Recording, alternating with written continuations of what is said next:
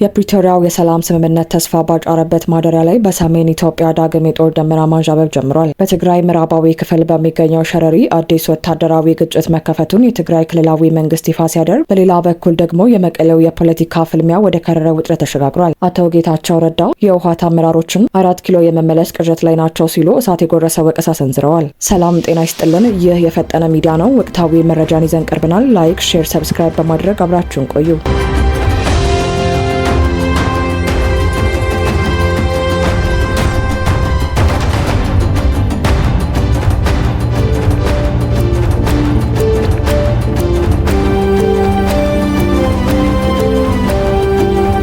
በትግራይ ክልል በምዕራብ በኩል በሚገኘው የሸረሪ አካባቢ አዲስ ወታደራዊ ግጭት መከፈቱን የትግራይ ብሔራዊ ክልላዊ መንግስት ይፋ ባደረገው መግለጫ አስታወቀ። እንደ ክልሉ መግለጫ ከሆነ የፌዴራል መንግስቱን ጄኖሳይዳዊ አገዛዝ ሲል የጠራው አካል ሲያካሂዳቸው የነበሩ ወታደራዊ ዝግጅቶችን፣ ትንኮሳዎችንና የድሮን ድብደባዎችን ተከትሎ በዕለቱ ንጋት ላይ በሸረሪና በአካባቢው አቅጣጫ ወታደራዊ እንቅስቃሴዎችና ግጭቶች ተጀምረዋል። ባለስልጣናቱ በመግለጫቸው እንዳመላከቱት አገዛዙ ከተመሰረተበት ጊዜ አንስቶ በትግራይ ህዝብ ላይ የጄኖሳይድ ተግባራትንና ዓለም አቀፍ ወንጀሎችን ሲፈጽም መቆየቱን ገልጸው አሁንም የፕሪቶሪያዊ ሰላም ስምምነት ከተፈረመ በኋላም ቢሆን ህዝቡን ለማንበርከክና ከምድረ ገጽ ለማጥፋት ያለመ አዲስ ጦርነት ከፍቶብናል ሲሉ ከሰዋል። የክልሉ አስተዳደር በመግለጫው ላይ በሀገር ውስጥና በውጭ ሀገር የሚኖሩ ዲያስፖራዎች፣ የጸጥታ አካላት፣ የሲቪል ማህበራትና የሃይማኖት ተቋማት እንደ ህዝብ ከቶ አንጠፋም በሚል መሪ ቃል የህዝብን ህልውና ለማስከበር አስፈላጊውን ዝግጅት እንዲያደርጉ ጥሪ ቀርቧል። የክልሉ ህዝብ አላስፈላጊ አደጋዎችን ለመከላከል ሲባል አስፈላጊውን ጥንቃቄ ሁሉ እንዲያደርግ ያሳሰበ ሲሆን በአካባቢው የተከፈተው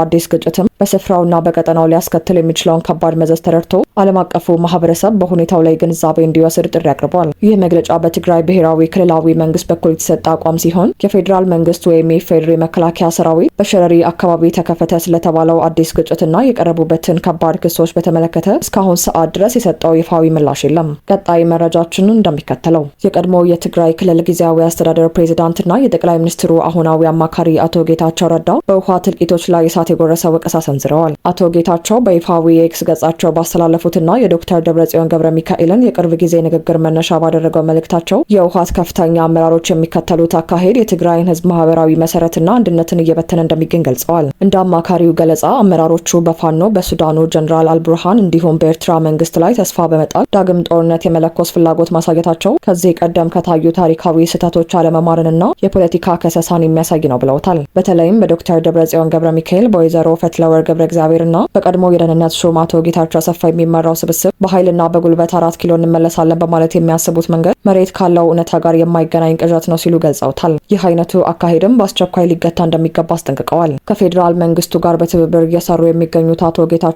የትግራይ ሰራዊት ከአጠቃላይ የቡድን ፖለቲካ ወገናዊነት ወጥቶ ከምንም በላይ የህዝቡን ደህንነትና ሰላም ሊያስቀድም እንደሚገባ ጥሪ አቅርበዋል። አቶ ጌታቸው ረዳ አክለውም የሰራዊቱ ዋነኛ ዓላማና ግዴታ የትግራይ ህዝብ ሰላምና ህልውና እንጂ በጣት የሚቆጠሩ የፖለቲካ ቁማርተኞች መጠቀሚያ ወይም መደበቂያ መሆን የለበትም ሲሉ መልእክታቸውን አስፍረዋል። አቅም ሳይናቅና የህዝቡን የህልውና ጥያቄዎች በአግባቡ መመለስ የሚቻለው በሰላማዊ መንገድና በውይይት ብቻ መሆኑን የጠቀሱት አቶ ጌታቸው ሰራዊቱ በህይወቱ በአካሉና በህዝቡ ወደፊት እድል ላይ የተቆመረበት ያለውን የፖለቲካ አካሄድ ይበቃል ብሎ በቆራጥነት ሊያቆመው እንደሚገባ አስገንዝበዋል። አቶ ጌታቸው በመልእክታቸው ማጠቃለያ ላይ በሐውልቲ የመሸገው የብጥብጥ ቡድን ሲሉ የጠሯቸውን የህወሓት አመራሮች በጽኑ ተችተዋል። እነዚህ አካላት በፉከራ በቪዲዮ መግለጫዎችና በውጭ ኃይሎች ድጋፍ ላይ በመተማመን ሰላማዊ የዲፕሎማሲ በሮች በገዛ እጃቸው ከተዘጋጋ በኋላ አሁን መሬት ላይ ያለው እውነታና የኃይል ሚዛን ሲከብዳቸው ዓለም ይድረስልኝ ያሉ መጮኋቸው የፖለቲካ ብስለት ማነስና ጥልቅ ኪሳራ ማሳያ እንደሆነ ገልጸዋል። ለዛሬ ያዘጋጀንላችሁ የፈጠነ ሚዲያ መረጃዎች እነዚህን ይመስሉ ነበር። ወቅታዊና እውነተኛ መረጃዎችን ለማግኘት የፈጠነ ሚዲያን ሰብስክራይብ ማድረግ አይርሱ።